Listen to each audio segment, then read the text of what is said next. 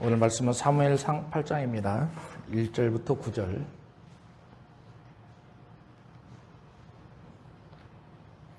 구약성경 419면 사무엘상 8장 1절부터 9절. 다 같이 합독하겠습니다. 시작. 사무엘이 늙음에 그의 아들들을 이스라엘 사사로 삼으니 장자의 이름은 요엘이요 차자의 이름은 아비야라. 그들이 부엘세바에서 사사가 되니라. 그의 아들들이 자기 아버지의 행위를 따르지 아니하고 이익을 따라 뇌물을 받고 판결을 굽게 하니라. 이스라엘 모든 장로가 모여 라마에 있는 사무엘에게 나아가서 그에게 이르되 보소서 당신은 늙고 당신의 아들들은 당신의 행위를 따르지 아니하니 모든 나라와 같이 우리에게 왕을 세워 우리를 다스리게 하소서 한지라. 우리에게 왕을 주어 우리를 다스리게 하라 했을 때 사무엘이 그것을 기뻐하지 아니하여 여호와께 기도하며 여호와께서 사무엘에게 이르시되 백성이 내게 한 말을 다 들으라. 이는 그들이 너를 버림이 아니요 나를 버려 자기들의 왕이 되지 못하게 함이니라. 내가 그들을 애굽에서 인도하여 낸 날부터 오늘까지 그들이 모든 행사로 나를 버리고 다른 신들을 섬김같이 내게도 그리하는도다. 그러므로 그들의 말을 듣되 너는 그들에게 엄히 경고하고 그들을 다스릴 왕의 제도를 가르치라. 아멘. 오늘 말씀의 제목은 보라. 이제는 생뚱맞는 제목인 것 같기도 합니다. 그런데 이 말씀을, 이 제목을 여러분들은 잘 이해를 하실 줄 알아야 됩니다. 그래야 구약시대에 변해가는 하나님의 일하심, 또 하나님의 계획을 우리는 찾아갈 수가 있어요. 성경을 읽다 보면 굉장히 중요한 포인트가 있지 않습니까? 그 중에 한 부분이 오늘 등장하는 부분이죠. 바로 신정 정치에서 왕정 정치로 바뀌어가고 있는 그 구간에 있는 곳이 오늘 본문에 있는 내용입니다. 여러분, 우솝 이하에 보면 개구리 이야기가 나옵니다. 어떤 개구리들이 있었는데요. 많은 개구리들이 있었어요. 근데 그들에게는 리더가 없었습니다. 그래서 개구리들이 요구합니다. 신령께 요구합니다. 산신령이야. 우리에게 왕을 좀 세워주십시오. 그런 간절한 요구에 산신령이 나무도막을 줍니다. 나무도막을 주어서 개구리들이 그것을 왕으로 생각하고 그 나무도막을 정성껏 모셨으나 나타나지 않아요. 능력이 나타나지가 않습니다. 그래서 나무도막을 버려버립니다. 또 개구리들은 계속해서 요구합니다. 산신령이요. 우리에게 왕을 좀 주십시오. 많은 왕을 보내었지만 개구리들은 만족을 할 수가 없었습니다. 마지막으로 개구리들은 가장 강력한 왕이 누구일까 생각을 합니다. 그리고 자신들의 생각에 있어서 가장 영향력을 줄 수 있는 것은 뱀이구나 라는 생각이 들었던 거죠. 그래서 뱀을 우리들의 왕이 되도록 요구를 합니다. 그래서 산신령은 이 뱀을 개구리 나라의 왕으로 세워갑니다. 개구리들이 얼마나 좋은지 몰라요. 우리에게도 드디어 왕이 생겼다. 그런데 뱀이 시간이 지나면서 요구를 합니다. 하루에 개구리 한 마리씩 나에게 제물로 바쳐라 라는 거죠. 개구리를 먹겠다라는 겁니다. 개구리들은 상상을 할 수가 없었어요. 우리에게 강력한 힘을 전해줄 수 있는 뱀이라면 우리를 지켜줄 걸로 생각했는데 우리를 지켜주는 것이 아니라 오히려 우리를 제물로 삼는구나. 근데 왕은 더 한술 더 뜹니다. 만약 제물을 하나씩 바치지 않는다면 내가 너희들 모두를 잡아먹겠다. 여러분, 이솝 우화에 나오는 이야기입니다. 그런데 이 이솝 우화에 나오는 이 이야기가 지금 이스라엘 백성들의 현실과 아주 동일하다라는 겁니다. 여러분, 그러면 이것을 비단 이스라엘 백성들에게만 적용시킬 겁니까? 우리들도 마찬가지입니다. 우리도 신앙생활 하면서요, 어려운 일이 닥치고 힘든 또 해결할 수 없는 일들이 내 앞에 놓여져 있을 때 그것을 풀어줄 수 있는 누군가를 의존합니다. 그런데 사람들이 가장 먼저 찾는 것은 눈에 보이는 것을 찾습니다. 그래야 눈에 보이는 것을 통해서 무엇인가 해결해 갈 수 있다라는 희망을 갖게 되는 거죠.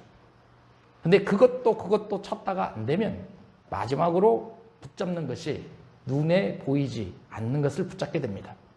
그것이 바로 우리가 말하는 기독교 신앙의 본 모습이다라는 거죠.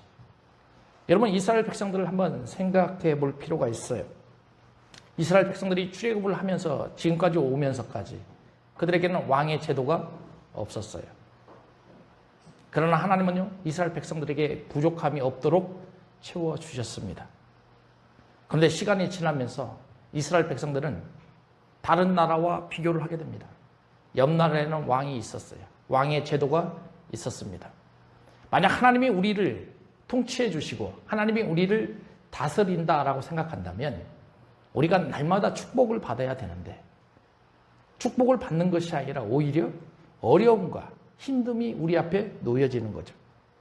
그런데 사무엘서를 보니까 이제는 블레셋의 침공을 통해서 이스라엘 백성들이 전쟁에서 패하는 정말 걷잡을 수 없는 시간에까지 다가서게 된 겁니다. 이럴 때 이스라엘 백성들이 요구하는 겁니다. 그들은 출애굽 때부터 이미 이런 것들을 비교하면서 이 땅에 우리에게도 왕이 있었으면 좋겠다. 그 왕이 있다면 우리를 보호해 줄 것이다. 그 왕이 있다면 우리를 대변해 줄 것이다. 그 왕이 있다면 전쟁에서 우리를 승리하게 해줄 것이라는 확신이 있었던 겁니다. 그래서 이스라엘 백성들은 어떻게 하면 이런 빌미를 찾을 수 있을까 고민하고 있었습니다. 그런데 오늘 본문에 와보면 이런 빌미가 해결이 되는 거죠. 여러분, 그래서 오늘 제목을 보라! 이제는 이 목사가 뜬금없이 왜 이렇게 정했을까? 원문 성경을 보면 5절과 9절을 세 번역으로 한번 읽어보겠습니다. 5절과 9절, 5절을 먼저 읽겠습니다. 시작. 그들이 사무엘에게 말하였다. 보십시오. 어른께서는 늙으셨고 아드님들은 어른께서 걸어오신 그 길을 따라 살지 않았습니다. 그러므로 이제 모른 이방 나라들처럼 우리에게 왕을 세워주셔서 왕이 우리를 다스리게 하여 주십시오. 이렇게 됐어요. 이게 안 나와요? 5절 보세요. 5절. 제가 써놨죠. 5절에 우리나라 개역개정에는 안 나오는 부사가 하나가 있어요. 그게 뭐냐면 이제는입니다. 이제. 그리고 9절도 같이 읽어봅니다. 시작. 그러니 너는 이제 그들의 말을 들어주되 엄히 경고하여 그들을 다스릴 왕의 권한이 어떤 것인지를 알려주어라. 근데 여기에도 이거 좀 틀어. 에어컨 좀 틀으라고요. 에어컨 좀. 9절에 보니까 여기에도 똑같은 단어가 나와요. 부사가 나와요. 이제. 똑같은 단어가 등장합니다. 그러면 여기에 똑같은 단어 이제라는 단어가 등장을 하는데 달라요. 차이가 있어요. 그 차이가 뭐냐? 5절에 나와 있는 이 이제는 이스라엘 백성들이 요구합니다. 사무엘이여 우리에게 왕을 보내주십시오. 하나님께 그 기도를 해 주십시오. 이런 부탁의 의도가 여기에 들어가 있어요. 그런데 9절에는 바뀌었어요. 사무엘이 기도를 하는데 이제는 하나님이 응답하십니다.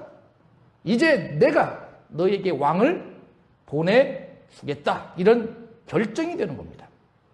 여러분, 그래서 성경을 보면서 사무엘서를 보면서 사무엘상 8장이 획을 긋는 놀라운 곳이라는 것을 우리는 다시 한번 아셔야 돼요. 여러분, 우리가 성경을 좀 깊이 보길 원하지 않습니까? 그냥 읽는다라고 해서 성경이 보이질 않아요. 핵심을 잘 알아야 돼요. 그 각 부분에서 무엇을 강조하고 있는지를 잘 아셔야 돼요. 그런 부분들을 유심히 보셨을 때 하나님의 일하심을 알게 되는 거고요. 그것을 잘 보셨을 때 하나님의 계획이 무엇인지를 알게 된다라는 겁니다. 여러분, 그러면 이제 신정 정치에서 왕정 정치로 변해가는데 하나님은 가만히 있을 것인가? 아닙니다. 9절 맨 마지막을 보십시오. 사무엘에게 부탁을 합니다. 9절 맨 마지막을 같이 읽겠습니다. 시작. 그들을 다스릴 왕의 제도를 가르치라. 이렇게 됐어요. 왕정 정치로 전해 가는데 가만히 두지 않아요. 이스라엘을 보호하려고 하시는 하나님의 의도성이 여기에 있어요. 다시 말하면 너희들이 왕정 정치를 세워가더라도 하나님이 말씀해 놓으셨던 그런 말씀에서 벗어난 삶을 살면 안 된다. 그것을 이스라엘 백성들에게 요구하고 있다는 것입니다. 여러분, 그러니 성경을 보면서 늘상 우리가 강조해야 될 것, 늘상 우리가 바라봐야 될 그 모습은 말씀에서 벗어난 삶을 살아가면 안 된다는 거예요. 오늘 본문에서 이걸 우리에게 보여주고 있어요. 여러분, 그러면 이스라엘 백성들이 무슨 빌미를 가지고 왕정 제도를 요구하고 있는 것인가? 1절과 2절을 보면 정확히 찾을 수가 있습니다. 1절을 같이 읽어봅니다. 시작. 사무엘이 늙음에 그의 아들들을 이스라엘의 사사로 삼으니. 2절. 장자의 이름은 요엘이요 차자의 이름은 아비야라. 그들이 부엘세바에서 사사가 되니라. 이렇게 되어 있어요. 여러분, 이게 보십시오. 첫 번째, 사무엘이 늙었다 이렇게 표현되어 있어요. 나이가 많다 이렇게 되는 거죠. 그럼 어느 정도 됐길래 늙었냐? 사무엘이 태어난 시점을 1103년으로 봅니다. BC죠. 사울 왕이 된 시점을 1050년으로 봅니다.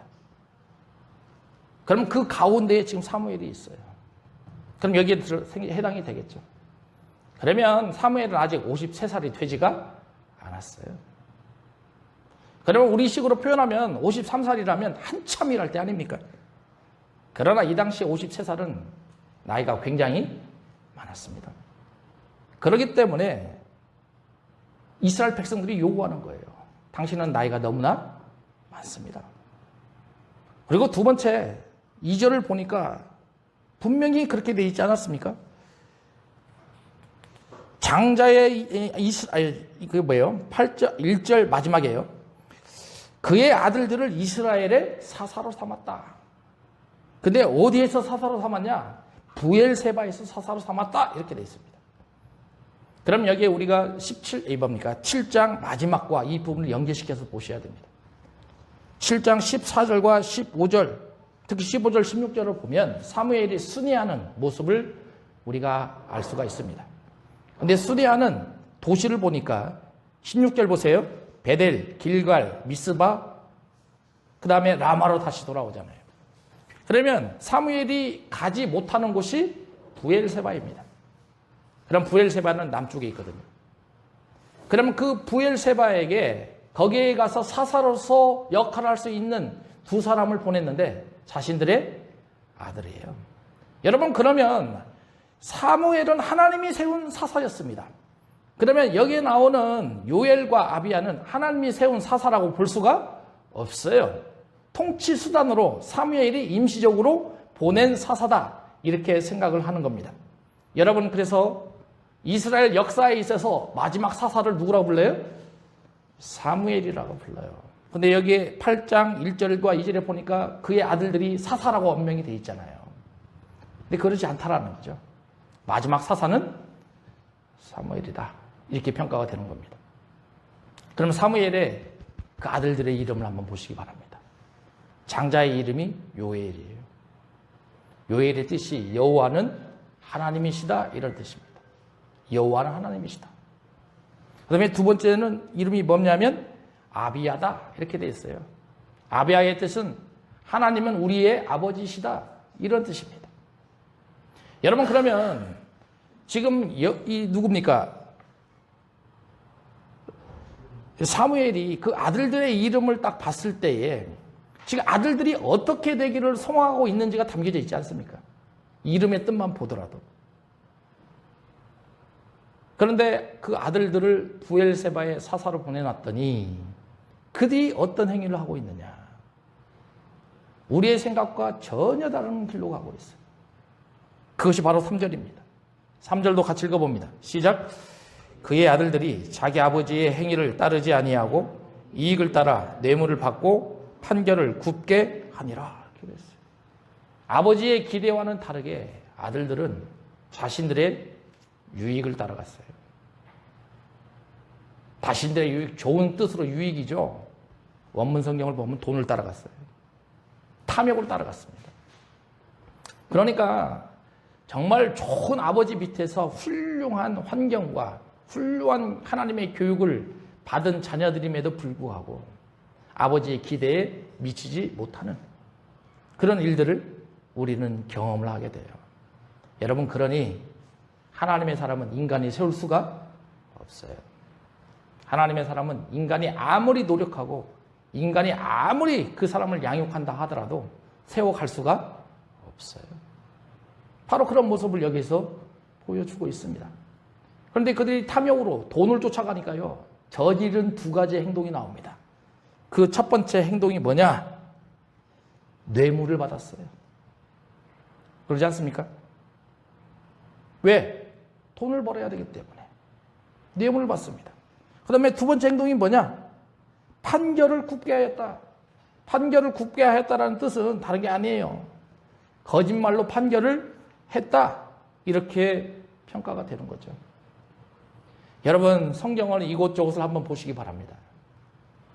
탐욕을 쫓아가며 살았던 하나님의 사람들, 돈을 쫓아갔던 하나님의 사람들, 그들의 결말을 한번 생각을 해보자라는 거예요. 여러분, 여호수아에 나오는 아간을 한번 생각을 해보십시다. 여호수아서에 보니까 이스라엘 백성들을 약속의 땅 가나안에 들어가지 않았겠습니까? 우리가 생각하는 난공불락의 성 어디예요? 여리고를 이겨냅니다. 그런데 여리고 성을 이겨내고 나서 아간이 범죄져요. 아간이 범죄 지은 것이 다른 게 아니라 하나님의 물품을 손을 댑니다. 욕심에서 비롯된 거 아니겠습니까? 그런데 아이성 전투에서 계속 지는 거예요. 아이성 전투에서. 아이성과 여리고성은 비교가 안 돼요. 큰 곳에서는 이겼는데 작은 곳에서 지는 거죠. 왜 졌을까?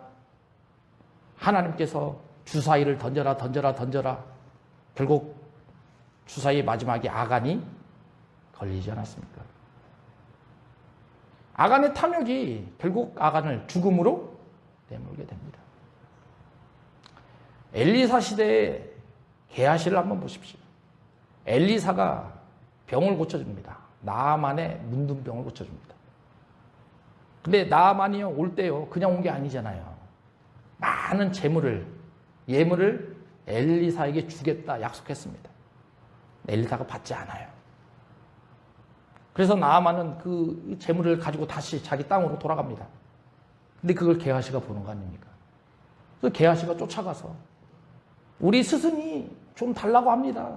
그래서 은 2달란트하고 옷 2벌을 가지고 돌아옵니다. 엘리사가 그걸 다 보잖아요. 그래서 결국 게하시가 문둥병에 걸립니다. 신약시대로 한번 돌아봅시다. 3년 반 동안 예수님이 함께 동행했던 사람이 유다 아닙니까? 근데 그 가룟 유다가 은화 30전에 눈이 멀어버려요. 예수님을 팔아버립니다. 잘 살 줄 알았죠. 근데 결국 유다도요, 사도행전을 보니까 목매달아서 스스로 죽임을 당합니다. 더 비참한 처우를 받은 사람이 사도행전 5장에 보면 아나니아와 삽비라. 아나니아와 삽비라를 보니까 그 후에 누가 나오냐? 바나바가 나와요.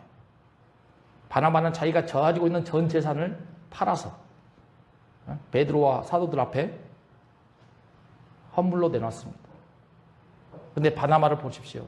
사도행전에서 얼마나 쓰임을 받습니까? 하나님께 얼마나 쓰임 받습니까? 그게 두려운 거죠. 그게 부러운 겁니다. 그래서 아나니아와 삽비라도 자신들이 가지고 있는 재산을 다 팔아서 베드로의 앞에 놓았다고 합니다. 근데 자신의 돈들을 얼마만큼 숨기고 놔버리잖아요. 다시 말하면 아나니아와 삽비라도 하나님께 쓰임을 받고 싶어는 했으나 재물의 손에서 돈의 유혹에서 벗어나지 못했던 사람들입니다. 그러니까 그들의 결말이 어떻게 돼요? 죽음이었어요. 죽음이었습니다. 여러분, 사무엘의 아들들이 왜 그런 길로 걸어갔느냐? 이유는 분명합니다. 그들이요, 돈에 대해서 노예가 되어버렸어요.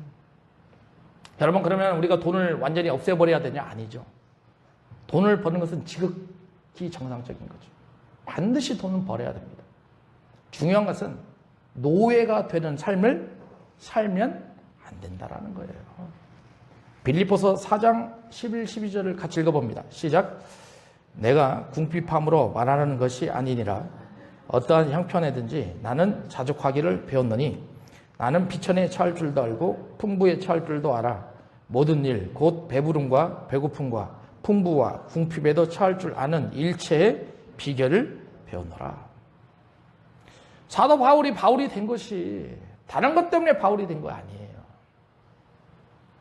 자기 인생을 되돌아보니까 자기가 하나님으로부터 쓰임을 받았던 가장 큰 이유가 이 11절과 12절, 12절과 11절과 12절이에요. 두 가지 배웠다고 표현하지 않습니까? 그 첫 번째 배운 것이 11절이잖아요. 나는 자족하기를 배웠다. 이렇게 배웠어요. 여러분, 그러니 우리도 안분지족하는 삶을 사셔야 돼요. 근데 인간이 그러질 못해요. 인간의 욕심은 끝이 없어요. 근데 하나님께 쓰임 받으시기를 원하시는 분은 안분지족에서 멀어지시면 안 돼요. 그 다음에 두 번째 12절을 보니까 비천에 처할 줄도 알고 풍부에 처할 줄도 알고 배부름과 배고픔과 풍부와 궁핍에 처할 줄 아는 일체의 비결을 배웠다. 이렇게 돼 있어요. 여러분, 그러면 12절에 나오는 일체의 비결은 무엇인가? 여러분이 지식으로 해결이 안 돼요. 공부로, 노력으로 해결되지 않아요. 이러한 일들은 하나님이 주시는 경험에 의해서만 가능한 거예요. 그런 일들이 다가왔을 때 어떻게 하면 그것을 이겨낼 수 있을 것인가? 그런 비결들을 배웠을 때야 비로소 하나님은 사도 바울을 사도로 세워갔다라는 것입니다. 여러분, 그러면 제가 왜 이 부분을 서론에서 이렇게 장황하게 세워놓느냐? 이유가 있지 않겠습니까? 사무엘의 입장에서 그렇게 아들들을 세워서 브엘세바에서 사사로 통치하기를 원했고 자기 아들들이 하나님께 쓰임받기를 원했는데 이것이 바로 이스라엘 백성들에게 왕정 정치를 할 수 있는 빌미를 제공했다는 거예요. 놀랍죠? 우리 생각에는 하나님의 사람이니까 하나님의 사람을 통해서 그런 일들이 일어나지 않는 것이 우리의 생각입니다. 근데 안 그래요. 하나님께서 그 왕정 정치를, 왕정 제도를 풀어가는 데 있어서 이스라엘 백성들에게 빌미의 원인이 되는 곳이 이곳이에요. 자기 가족이에요. 자기 아들들이에요. 놀라운 일 아닙니까? 그래서 표현하고 있잖아요. 4절 보십시다. 이스라엘 모든 장로가 모여 라마에 있는 사무엘에게 나아갔다. 이렇게 됐어요. 이것 때문에 모인 거예요. 이것 때문에. 야, 우리에게 드디어 기회가 왔다. 이제는 신정정치의 시대를 끝내버리고 왕정정치의 시대로 들어갈 수 있는 절호의 찬스가 왔다. 근데 그것도 누가 시작했느냐? 사무엘이 시작했다. 여러분, 그럼 사무엘은 잘못이 있습니까? 없습니까? 예? 사무엘의 잘못은 아들을 세운 것밖에 없어요. 아들이 잘못해가지고요, 이런 빌미가 제공이 된 것입니다. 그래서 그 원인을 두 가지로 표현하지 않습니까? 아까 저희가 읽었던 이 5절에 그렇게 되지 않습니까? 5절 같이 읽어봅니다. 시작. 그에게 이르되 보소서 당신은 늙고 당신의 아들들은 당신의 행위를 따르지 아니하니 모든 나라와 같이 우리에게 왕을 세워 우리를 다스리게 하소서. 두 가지 이유가 분명히 나오잖아요. 당신은 늙었습니다. 당신의 아들들은 당신의 길을 따르지 않습니다. 여러분, 그러면 이 내용을 보고 한번 생각을 한번 해보자라는 거예요. 사실 사무엘의 아들들이 돈에 욕심이 있다라고 해서 왕정정치 세우거나 신정정치 세우는 데 있어서 하나님의 통치하심과 연관이 있어요? 예? 없어요. 이거 아니어도 하나님은 통치하세요.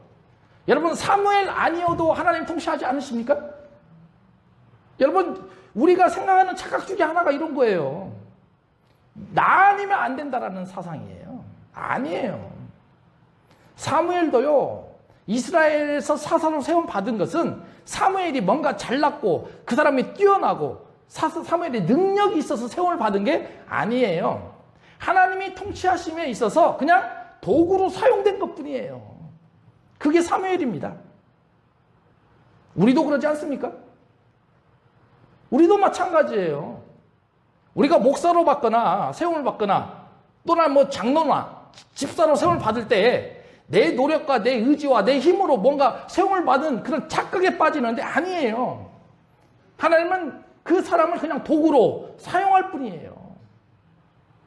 근데 이스라엘이 그런 함정에서 벗어나질 못하고 있어요. 못하고 있습니다. 그들 생각에는 자신들이 왕을 세워서 무엇인가를 만들어가고 무엇인가를 조직하고 무엇인가를 튼튼하게 방비를 하게 된다면 우리나라가 굳건하게 세워갈 수 있다는 자신감, 그런 확신에 차 있는 그들의 모습 아니겠습니까? 근데 이것을 다시 생각해 본다면, 하나님 입장에서 생각해 본다면 지금 하나님께 이스라엘 백성들은 반역하고 있는 거예요. 원래 하나님은 이스라엘의 왕 아니셨어요? 근데 그 하나님의 왕 권위를 몰아내고 새로운 왕을 만들어 가겠다는 그들의 모습. 여러분, 그래서 저는 이 말씀을 준비하면서 인간의 본능이, 인간의 본성이 이런 데서 나오는구나 라는 생각이 딱 들었어요. 인간의 본성. 여러분, 인간의 본성은 눈에 보이지 않는 곳에 집착하지 않아요. 인간의 본성은 눈에 보이는 것에 집착을 합니다. 근데 기독교의 신앙은요, 눈에 보이지 않는 것에 중점을 둡니다. 그런데 이스라엘 백성들은 영적 깨달음이 한계가 나오는 거죠. 더 깊이 들어갈 수 있는 길을 만들어 갈 수가 없어요. 얼마나 아쉽습니까? 우리가 너무나 잘 아는 마태복음 14장을 보십시오. 예수님이 물 위로 걸어오잖아요. 그것을 베드로가 봅니다. 예수님 나를 물 위를 걷게 해 주십시오. 그러면서 이야, 물 위를 걸어라. 예수님이 말 한마디에 베드로가 물 위를 걷습니다. 누구를 바라보며 걷냐면 예수님을 바라보며 걷니다. 예수님을 바라보니까 그런 능력이 일어나는 거예요. 근데 갑자기 파도가 치죠. 그러니까 베드로의 눈이 예수님에 있다가 어디로 가냐면 바다로 가는 겁니다. 예수님께서 멀어져 가는 거죠. 예수님을 멀어져 가는 겁니다. 믿음이 그만큼 없어졌다는 거죠. 그때 이스라엘 백성이 베드로에게 나타난 현상이 뭐냐면 물에 빠지는 거죠. 우리가 이런 모습을 가지고 있어요. 이스라엘 백성이 똑같은 모습을 가지고 있어요. 눈에 보이는 것에는 굉장히 집중을 하죠. 그러나 눈에 보이지 않는 곳에서는 집중을 하지 않습니다. 이것이 이스라엘 백성들의 현실이다라는 거죠. 고린도전서 15장 9절 10절 같이 읽어봅니다. 시작. 나는 사도 중에 가장 작은 자라. 나는 하나님의 교회를 받게 하였으므로 사도로 칭함받기를 감당하지 못할 자니라. 그러나 내가 나된 것은 하나님의 은혜로 된 것이니 내게 주신 그의 은혜가 헛되지 아니하여 내가 모든 사도보다 더 많이 수고하였으나 내가 한 것이 아니요 오직 나와 함께 하신 하나님의 은혜로다. 여러분, 사도 바울은 예수님 믿는 사람을 가둔 사람이었어요. 핍박하는 사람들이었습니다. 그런데 자기 스스로가 9절에서 고백해요. 나는 사도라 칭함받기에 합당하지 않은 사람이다. 그런 일을 감당할 수도 없는 사람이다. 그런데 하나님은 이런 사도 바울을 사용합니다. 복음을 전하게 합니다. 목숨을 바치게 합니다. 왜 그랬을까? 사도 바울이 고민하는 거예요. 왜 하나님은 나에게 이런 일들을 시키셨을까? 10절을 보니까 딱 답이 나오잖아요. 그러나 내가 나된 것은 하나님의 은혜다. 사도 바울이 이걸 깨달은 거예요. 나의 능력과 힘과 의지로 뭔가를 만들어간 것이 아니라 하나님이 나에게 은혜를 주셔서 그 은혜를 통해서 나를 세워가셨구나. 그걸 깨달은 겁니다. 그러니까 사도 바울 입장에서 가만히 있을 수가 없어요. 어떤 현상이 나오느냐?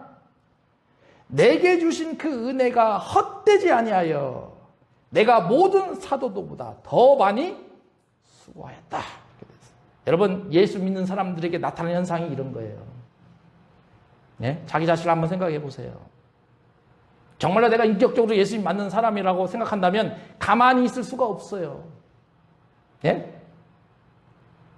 서로 정말 연합하면서 서로 한 자리에 모이면서 기도하면서 하나님의 쓰임에 맞게끔 사용되기 원하는 그런 마음이 불붙듯이 일어나는 것이 예수 믿는 사람들의 공통점이에요. 사도 바울이 똑같이 합니다. 왜? 하나님의 은혜니까. 그 은혜를 경험했으니까 나는 가만히 있을 수가 없다라는 거죠. 그래서 마지막에 그렇게 되어 있지 않습니까? 내가 모든 사도보다 더 많이 수고하였으나 내가 한 것이 아니요.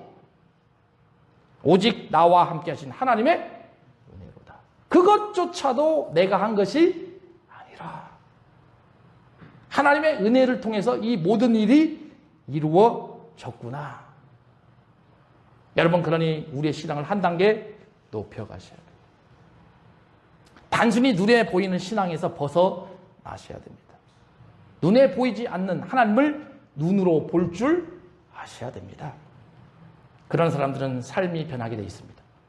그런 사람들은 행동이 변하게 되어 있습니다. 여러분, 이제 마지막, 그럼 하나님은 왜 이런 이스라엘 백성들의 요구에 허락하셨을까? 여러분, 6절부터 9절까지 내용을 보면 찾아갈 수가 있어요. 6절을 같이 읽어봅니다. 시작. 우리에게 왕을 주어 우리를 다스리게 하라 했을 때 사무엘이 그것을 기뻐하지 아니하여 여호와께 기도하며. 여러분, 여기에 보면 이스라엘 백성들과 사무엘의 대조가 나와요. 이스라엘 백성들은 하나님께 우리에게 왕을 달라고 요구합니다. 근데 사무엘은 이게 무슨 뜻인지를 알아요. 영적 분별력을 알 수가 있어요. 그래서 왕을 요구했을 때 사무엘이 기뻐하지 않은 거죠. 왜냐? 지금 이스라엘 백성은 하나님이 왕으로서 통치하고 있음을 사무엘은 안 겁니다. 근데 이스라엘 백성들은 그걸 알 수가 없어요. 그러면 사무엘 입장에서 우리가 한번 생각해 보자라는 거예요. 사무엘이요, 이스라엘 백성들을 설득할 수 있습니다. 너희들 그렇게 하면 안 돼. 너희들 하나님이 왕이시잖아. 그럼 너희들 하나님의 통치를 받아야지. 그렇게 설득할 수 있습니다. 때로는 하나님께서 왜 응답하시면서 왜 신정정치를 포기하시고 왕정정치를 허락하셨을까? 그런 의문점도 가질 수가 있어요. 그런데 이 사무엘은요, 이런 요구가 있었을 때 자기가 풀어가려고 하지 않습니다. 하나님의 일하심은 무엇일까? 그리고 하나님께 맡겨버립니다. 그가 취한 방법이 기도였어요. 여러분, 우리도 이런 사무엘의 모습을 닮아가야 돼요. 우리는 작은 일은 우리 스스로가 풀어가려고 하는 일들이 너무나 많습니다. 그러나 크고 작은 일, 그 하나하나 모든 것을 하나님께 맡기셔야 됩니다. 그리고 하나님이 어떻게 풀어갈 것인지에 대해서 우리는 기다리셔야 된다는 거예요. 이 기도하자마자 7절에서 하나님께서 바로 응답하십니다. 두 가지를 가지고 전해줍니다. 7절 마지막을 보세요. 그들이 너를 버림이 아니요 나를 버려 자기들의 왕이 되지 못하게 하느니라. 사무엘을 위로해주고 있어요. 너 걱정하지 마. 너를 버린 게 아니야. 너를 버린 것이 아니라 나를 버린 거야. 첫 번째입니다. 그리고 8절을 보십시오.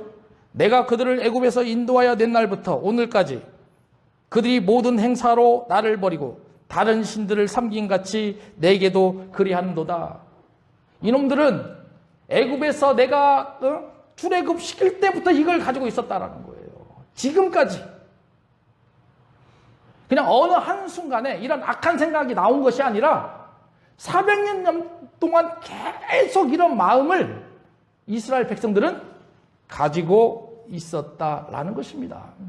그걸 하나님이 아신 거예요. 여러분, 그러니 우리가 이런 부분에서 포인트를 잡아야 돼요. 우리도 악한 생각을 얼마나 많이 합니까? 그런데 그런 악한 생각이 어느 한순간에 나오나요? 그럴 경우는 거의 없어요. 평상시에 내가 얼마만큼 그런 악한 생각을 가지고 있느냐, 그것이 축적이 돼서 어느 한순간에 표출이 되는 겁니다. 제가 예를 들어 보니까 암덩어리하고 굉장히 유사하더라고요. 암 환자들. 암이 걸렸을 때 한번 모습을 생각해 보십시오. 말기 암 환자들은 이제 생명이 어느 정도 남지도 않았습니다. 근데 그 암이요, 처음부터 없었습니까? 아니요. 모든 사람들은 암 세포가 다 가지고 있어요. 근데 발견되지가 않았을 뿐입니다. 그런데 암 환자들은 그 암덩어리가 발견되고 나니까 그때는 이미 때가 늦었어요. 마치 이런 것처럼 이스라엘 백성들도 왕정 정치를 하고 싶은 열망이 너무나 강했어요. 그래서 사무엘에게 요구했던 것이고, 사무엘을 통해서 하나님께 우리에게 왕을 부어달라고, 세워달라고 그렇게 요구를 했던 거죠. 그런데 사무엘이 이 얘기를 들었을 때 사무엘은 얼마나 마음이 아팠겠어요. 얼마나 힘들었겠습니까? 그런 사무엘을 향해서 하나님은 위로해 주십니다. 너 걱정하지 마. 너는 내가 사용하는 사사잖아. 너는 이런 부분에 대해 있어서 너는 염려할 필요가 없어. 대신에 너에게 마지막 당부할 거 하나 전해줄게. 그게 9절입니다. 9절도 같이 읽어봅니다. 시작. 그러므로 그들의 말을 듣되 너는 그들에게 엄히 경고하고 그들을 다스릴 왕의 제도를 가르치라. 내가 신정정치제도 허락해 줄게. 그런데 경고의 메시지를 날립니다. 그 경고의 메시지가 다른 게 아니라 왕의 제도를 가르치라, 이 말씀이죠. 그럼 왕의 제도가 뭔가? 신명기 17장에 보면 정확히 나와 있습니다. 신명기 17장 14, 15절 같이 읽어봅니다. 시작. 내가 내 하나님 여호와께서 내게 주시는 땅에 이르러 그 땅을 차지하고 거주할 때에 만일 우리도 우리 주위의 모든 민족들 같이 우리의 왕을 세워야 하겠다는 생각이 나거든 반드시 내 하나님 여호와께서 택하신 자를 내 위에 왕으로 세울 것이며 내 위에 왕을 세우려면 내 형제 중에서 한 사람을 할 것이요 내 형제 아닌 타국인을 내 위에 세우지 말 것이며. 물론 이 부분뿐만 아니라 신명기 17장 14절부터 21절까지 쭉 나와 있습니다. 그런데 제가 여기 두 분만 선택한 이유는 두 가지를 요구하고 있어요. 왕을 세울 때 그 첫 번째 요구하시는 게 뭐냐? 15절이죠. 여호와께서 택하신 자를 반드시 왕위에 세워야 된다. 근데 인간들은 안 그러잖아요. 인간들은 사람이 뽑잖아요. 그게 민주주의의 원칙이라고 하지 않습니까? 그러나 신본주의는 그게 아니에요. 하나님이 선택하신 분을 왕으로 세워야 된다는 거예요. 이게 첫 번째예요. 두 번째, 내 위에 왕을 세우려면 내 형제 중에서 한 사람을 할 것이요. 이것이 굉장히 중요해요. 왜 중요하냐? 창세기 49장에 보면 유다 지파를 향해서 야곱이 축복을 해줍니다. 그런데 그 유다 지파를 통해서 하나님은 이 세상에 왕이 올 것이다 예언을 합니다. 그럼 그 모습을 본다면 이미 하나님은 이 땅에 왕이 세워질 것을 알고 있었어요. 그리고 야곱으로부터 지금 다윗이 뭡니까? 이 사무엘 시대까지 몇 년이 흘렀냐? 500년이 흘렀습니다. 근데 500년이 흘렀을 때에 비로소 하나님은 왕정 제도를 만들어 가실 계획을 세우셨고 그 부분을 오늘 본문에 자세하게 실어 놓은 거예요. 그럼 조금 더 깊이 생각해 보십시다. 이 왕정 제도를 통해서 다윗의 후손이 나오게 됩니다. 그분이 누구십니까? 예수님 아닙니까? 그럼 조금 더 깊이 생각해 본다면 하나님께서 신정정치에서 왕정정치로 바꿔가신 결정적인 이유는 다른 것이 아니라 이 땅에 누굴 보내주시겠다? 예수 그리스도를 보내주시겠다는 그 가운데에 오늘 본문이 놓여져 있다라는 거예요. 여러분, 이 말씀을 보면서 우리가 한번 깊이 생각해야 할 여러 가지 것들이 있어요. 첫 번째 문제는 이스라엘 백성들이 빌미를 찾아가는데 그 빌미가 사무엘부터 나왔다라는 거예요. 놀라운 일이죠. 여러분, 그러니 이런 모습을 본다면 예수 잘 믿는다고 뻣뻣하게 세우지 마세요. 예수 잘 믿는다고 믿음 좋다고 자랑하지도 마세요. 하나님이 그 사람을 어떻게 사용할지 아무도 몰라요. 사무엘이 그렇게 사용이 됐습니다. 두 번째, 이스라엘 백성들은요, 아직도 영적으로 어두워요. 영적으로 깨어나질 못합니다. 약 400년 동안 이런 것을 준비하고 있지 않았습니까? 근데 다윗 때부터 예수님이 오실 때까지 1000년입니다. 그 1000년 동안 하나님은 이스라엘 백성들이 영적으로 깨어나길 원했어요. 너희들이 400년 동안 그 일을 담당했으니 이제 1000년 동안 너희들이 왕정제도를 진행하면서 너희들이 스스로 영적으로 깨어나라라는 거예요. 여러분, 그러면 400년하고 1000년 몇 배입니까? 2배 반이에요. 우리에게 똑같이 적용될 수 있어요. 우리가 영적으로 무너졌을 때 그냥 하나님은 거기서 끝내버리지 않아요. 너희들이 인격적으로 성장하기를 원하는데 그 기간이 훨씬 더 길어진다는 거예요. 그것을 여기서 본문에서 찾을 줄 알아야 됩니다. 그리고 마지막으로 하나님은 그냥 신정정치를 포기하지 않으신 거예요. 이유가 있었어요. 그 신정정치를 통해서 이 땅에 예수 그리스도를 보내주시기 위한 계획하심이 있었다라는 겁니다. 여러분도 오늘 말씀을 통해서 내 신앙을 점검하셨으면 좋겠습니다. 거기 신앙 생활 속에서 하나님 바라보면서 앞으로 걸어가셨으면 좋겠습니다. 기도하겠습니다. 아버지 하나님, 은혜를 감사합니다. 하나님께서 신정정치를 버리시고 왕정정치로 들어가는 모습을 우리에게 보여주셨습니다. 아버지 하나님, 우리가 이 말씀 붙잡고 걸어갈 때마다 하나님께서 우리를 눈동자와 같이 지켜주시옵소서. 영적으로 깨어날 수 있도록 인도하여 주시옵소서. 예수님의 이름으로 기도합니다.